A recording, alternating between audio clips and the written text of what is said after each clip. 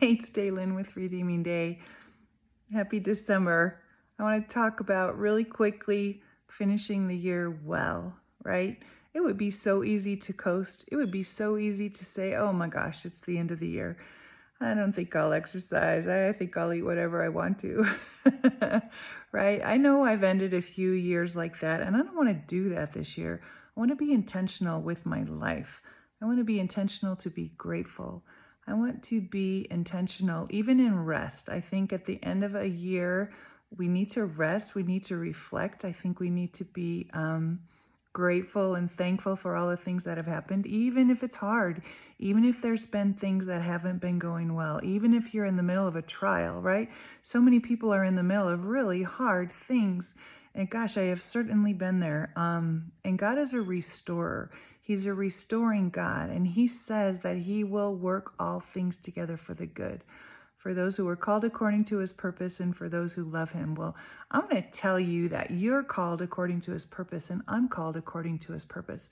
Every one of us is. When we said yes to him, we said yes to being called according to his purpose.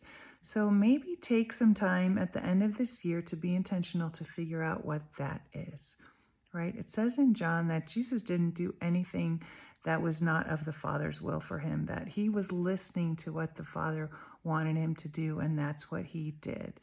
And I want to propose that that would be a good recommendation for all of us at the end of the year.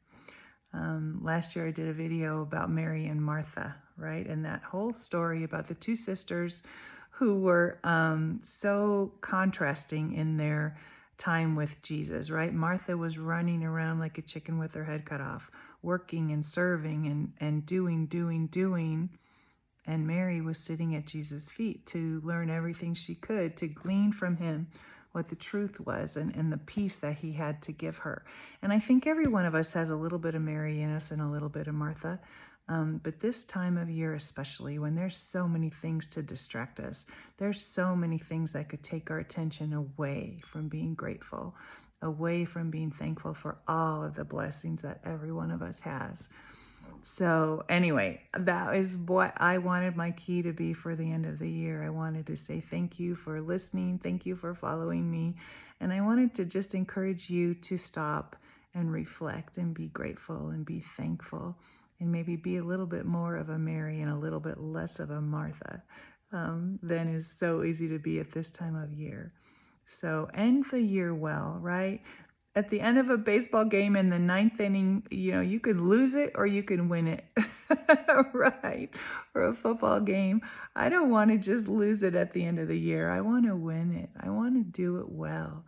So even in rest, even when there's a lot of work to do and a lot of things to take care of, we can also stop and we can say, thank you, God. Thank you for a cell phone. Thank you for a family. Thank you for circumstances that maybe don't look great, but you will work them together for my good. That's a promise. That's a promise that he's made every one of us. So God bless you. Thanks for listening. I hope you're doing well. I don't know if I'll keep doing these videos in 2025, but I just wanted to say thank you. Take care. God bless you. Happy December. We'll talk soon. Maybe. God bless. Bye-bye.